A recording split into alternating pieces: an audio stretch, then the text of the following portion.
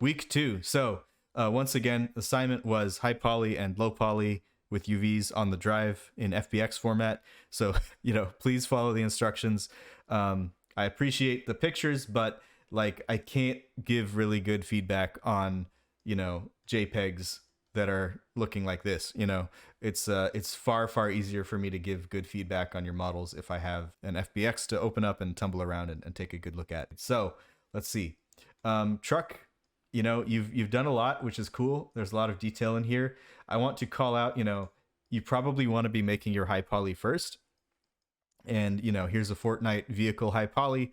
There's a lot of detail in here. There's a lot of, good hard surface modeling with, you're going to be doing a lot of edge control. It's going to be a lot of work to build all this geo in a way that smooths and holds its shape correctly. So I would say, like, I can't really tell without a wireframe what you're doing here, but make sure that you're going to be able to easily convert this, take this and add the extra faces and get a really clean high poly out of it. Cause right now I think there's a lot of like the hard corner on the bumper, the number of sides on the wheels, the lack of wheel detail, etc. It's going to take a ton of work to get this into a high poly format. This doesn't really look like a low poly per se either. It's got, stuff like this that probably would be something you bake in, right?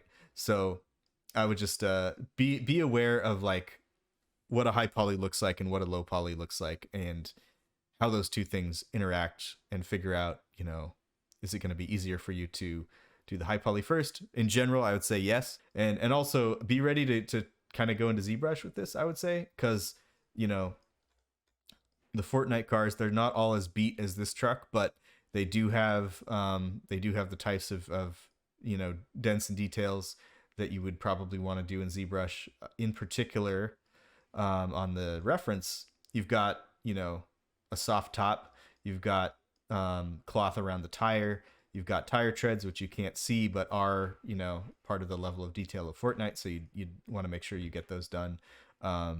And you've got like the roll bar has its own sort of cloth wrapped around it. Make sure you're getting all those details into your high poly before you bake down the basket. So this is a really nice high poly model of a basket. I will say, and I'm of two minds here, because I don't want to tell you to like throw this work out, but also what I was mentioning in the previous video is sort of exactly what I'm thinking of here, which is this is too much detail for Valorant. You probably would not see like a modeled and baked out normal with all the basket weave in there, just because they like to sort of blend out. Actually, there's sort of a weave in there. Maybe you could go and look at this area of the map and see what that looks like. It's, or what you could probably do is find a way to take that baked detail in your high poly and then just sort of paint it out, blend it out a little bit in your final textures.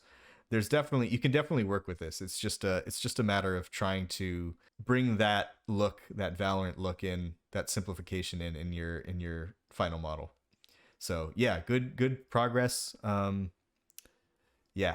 Okay, so taking a look at the tankard, one thing I'm noticing off the top here is your model is reflecting the existing game prop and not your reference.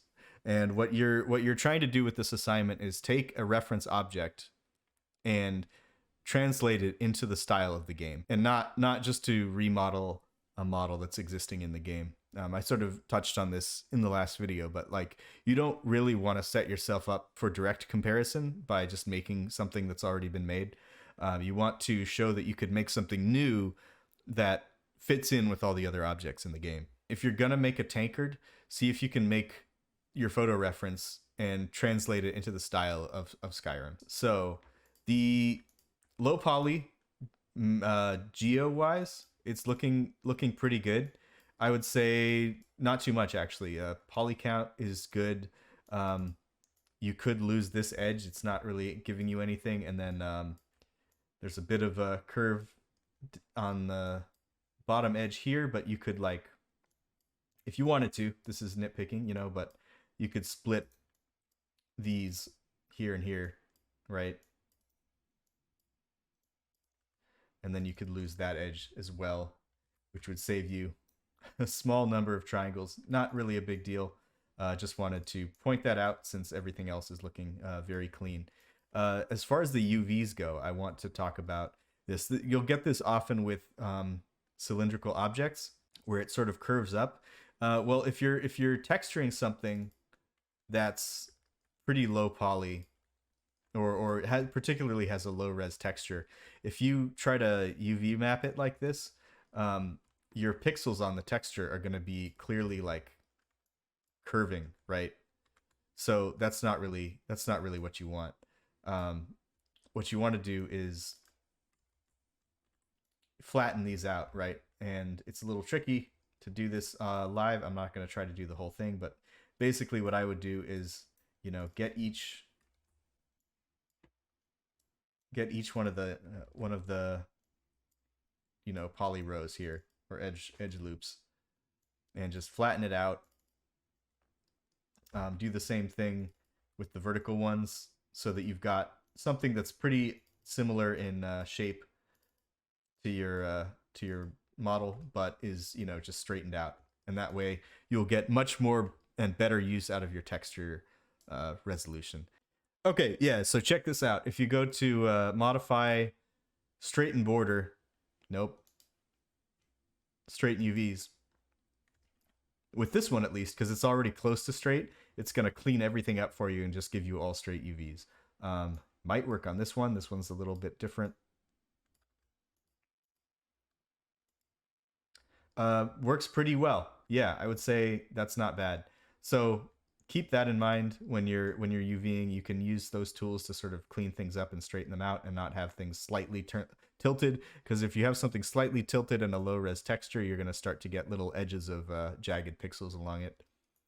Yeah. So here's an issue. Your UVs are not all scaled correctly, relevant to each other. Um, it looks like, what have we got here? The handle is the highest resolution. The mug is somewhat less high resolution, and then the inside of the cup and the bottom are the very lowest. Now, you could do that, at least with the bottom and the inside of the cup. It's not like the worst thing. However, unless you're really, really, really trying to optimize your texture space, you don't really need to do that. And it's probably better to just have like consistent resolution of your texture across your model, especially like there's no reason to have the handle that much higher resolution than the rest of the cup, right? Oh yeah, one thing, if you click this by default, it's only going to show texture distortion within a single UV shell. So if I stretch this out, it's going to tell me these are not equivalent in texture resolution, but it only cares about anything in this shell. If I were to screw up this one, it's not going to affect any other shells. If you right click this icon a second time, then it will switch to like global mode, and now it's showing how big all of these are in relevant or in relation to the model and each other, not just, within a single shell. So this is the mode that you want to be working in when you're scaling your UVs, and make sure that everything is like correctly scaled. Also, something that I noticed with the UVs, if I look at this handle, it's pretty curved. If I look at the UVs, they're jagged, and some of these spans are not curved with the mesh, which tells me that you UV'd it and then subdivided it, which is fine. But once you do that, you need to like unfold your mesh again to smooth it out, or else you're going to get, jagged, screwed up textures or distortion or whatever. So just make sure that you're paying close attention to your UVs and taking good care of them. Let's try it with this one as well. Yeah. And then once you do that, once you unfold it, you can try to make sure it's relatively straight. Yeah, what I like to do is just try to get everything correctly scaled first once I've UV'd stuff. I'm gonna leave this curved just for the sake of the video, not spending too long on this, but yeah, like I mentioned, I would straighten that out. So once everything's scaled properly, usually do an auto layout. This doesn't always update correctly, but once you click it a little bit, you can. And usually the auto layout isn't super good. So what I'll do is, just go and adjust it, get a little bit of more space, it would be smarter to use the padding setting in your layout. But anyway, that'll at least get you something. Not This isn't super elegant, but there it is. Now for the high poly, it looks like this is just a subdivided version of the low poly, and sometimes in a prop that will work, but it is a very fast and kind of low effort way of making your high poly, right? You want to do more than this. Some of the things I would try with this, we talked about the difference in these references. So I would take some details from the photo reference here.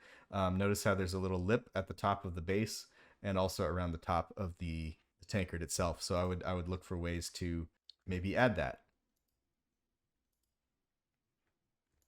Like so, and this is pretty rough work.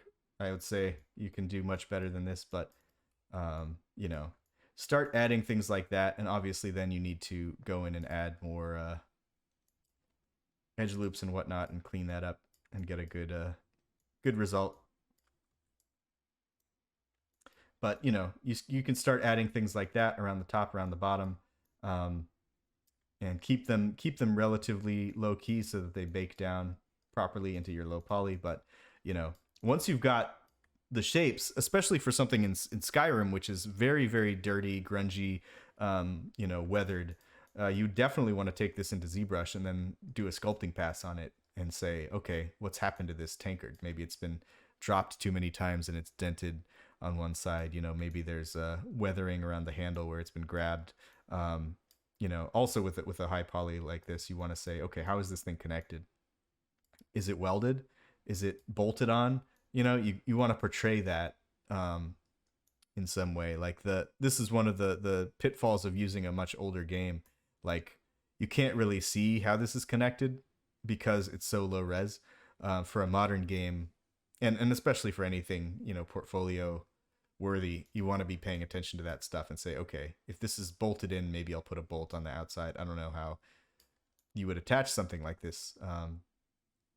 Maybe there's just a bolt at the top. Maybe you don't want to cause a leak at the bottom. I don't know how you make a tankard, right? But it's important to sort of figure that out when you're making your high res, so that you get a really, really good picture of what this model actually is before you like clean it up with the low poly. So yeah, that's what I would say about the tankard.